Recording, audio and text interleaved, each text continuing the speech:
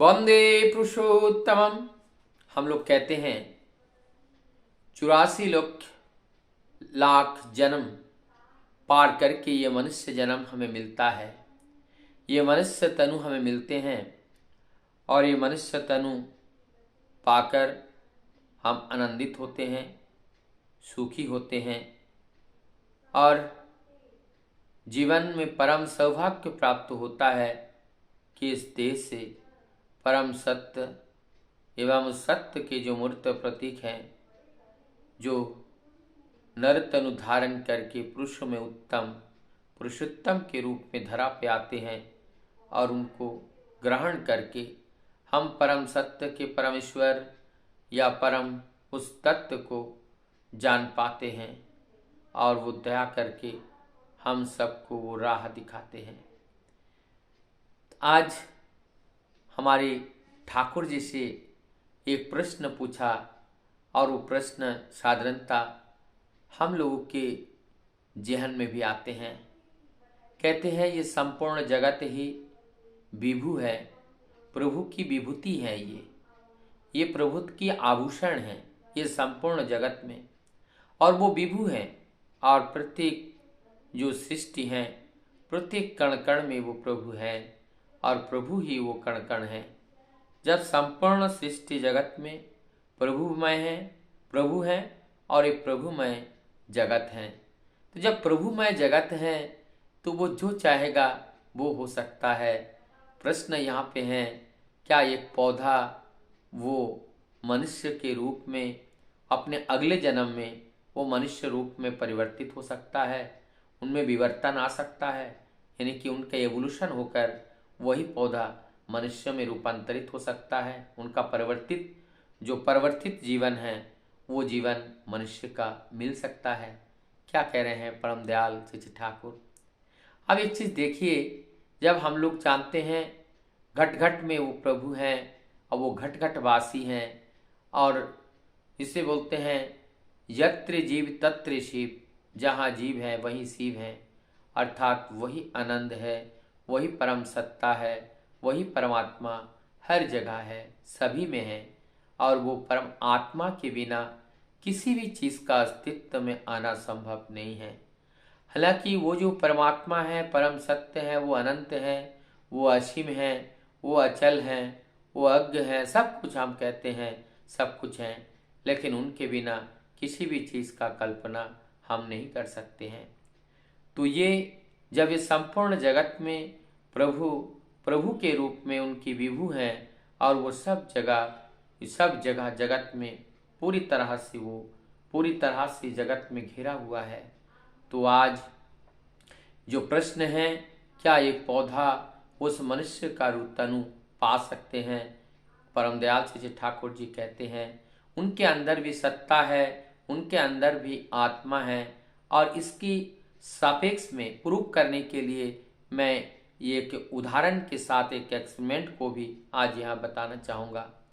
Pulse metre जो हमारे स्पंदन को देखे थे जेसी बोस ने, जो पौधे के ऊपर उन्होंने एक्सपेरिमेंट किए थे, जो फिजियोलॉजी देखे थे, तो उसमें ये देखा गया था जो पल्स मीटर है पौधे का, पल्स मीटर को लगा करके एक दुष्ट प्रवृत्ति के जो व्यक्ति हैं, जो व्यक्ति पेड़ पौधे को देखकर तुरंत अपने उसको हाथ से तोड़ देते हैं या डंडा मार देते हैं, ऐसे स्वभाव के व्यक्ति को जब जिसमें पल्स मीटर लगा दिया उसके पास से जब गुजारा किया तो उसमें पल्स रेट बढ़ा। और जब एक प्रिय व्यक्ति, प्रेमिक व्यक्ति जो सदैव सबका सहयोग करता है, पेड़ पौधे का जो दुख दर्द, यानी कोई गिर गया हो, किसी का डाली टूट गया हो, तुरंत वो मरम्मत करता है। ऐसे व्यक्ति को जब पेड़ के पास से गुजारा गया, वहाँ से गुजरा, तो उनका जो पल्स मीटर है वो नॉर्मल था। लेकिन एक हिंसक व्यक्ति जब वहाँ से गुजरा तो वहाँ के जो पल्स हैं वो पल्स उनके धड़कने बढ़ गई। तो इस तरह से हम कह सकते हैं कि जो उनके अंदर एक सत्ता है, एक अस्तित्व है, कोई ना कोई ऐसे शक्ति हैं, वो जान जाते हैं कि ये दुष्ट हैं और अपने आप को वो कम कर लेते हैं, अपने आप को सिकुड़ जाते हैं। और जब देखते हैं कि वहाँ पे एक प्रेमिक व्यक्ति है तो प्रेमिक व्यक्ति के साथ वो निर्भय होकर के रहते हैं। तो एक पौधा को भी भय होता है और एक पौधा को भी जो मनुष्य देखकर उनके प्रति वो आकर्षित होता है। तो ये जो अस्तित्व हैं, उनकी जो विद्यमानता है, ये अस्तित्व यदि किसी मनुष्य को प्यार करे, मनुष्य के प्रति अगर वो आकर्षित हो, तो वो निश्चित ही वो वृक्ष भी अगले जन्म में मनुष्य का रूप को प्राप्त कर लेता है। ऐसा संभव है, चाहे वो कोई जीव हो, जंतु हो, कोई भी हो, सबके साथ ऐसा होता है। वो अपने मनुष्य जन्म को प्राप्त कर सकता है यदि उनके अंदर जो इच्छा शक्ति है परम सत्य के जानने का, वो किसी न किसी बहाने से अपने से ऊंचे, अपने से उन्नत के प्रति जब उनका टान, जब उनका आकर्षण होगा, तो निश्चित ही उनके अंदर वो विवर्तन, वो परिवर्तन, वो इवोल्यूशन सब कुछ आता है। तो संसार में, ये सृष्टि जगत में जब हम कहते हैं कि वो विभु हैं और सर्वत्र प्रभु हैं, तो प्रभु का तो अनंत रूप है। वो किसी भी रूप में, किसी भी समय ये धरती पर आकर के वो अवतरित हो सकते हैं, वो अवतरण हो सकता है, वो आ सकते हैं। इसमें कोई अलौकिकता नहीं है। यही विज्ञान है और वे विज्ञान के मूर्त प्रतीक हैं। पुरुषोत्तम वो विज्ञान को सृजन करते हैं, वो विज्ञान की सृजन करता है, अर्थात सारी जगत के रहस्यों को वो सृजन करता है। और सारे रहस्य को तो हम समझ ही नहीं पाते हैं। हमारी बुद्धि से जो परे हैं जो रहस्य, उसको हम कैसे समझेंगे। वहाँ तो हम अचेतन दुनिया में जब पहुँच जाते हैं, वहाँ पे ये चेतन जगत की शक्ति से उनको समझा नहीं जा सकता है। इसीलिए वहाँ पे जाकर के वो समाधिस्थ हो जाते हैं और उस समाधिस्थ अवस्था में भौतिक जगत के सारे स्पंदन को भूल जाते हैं।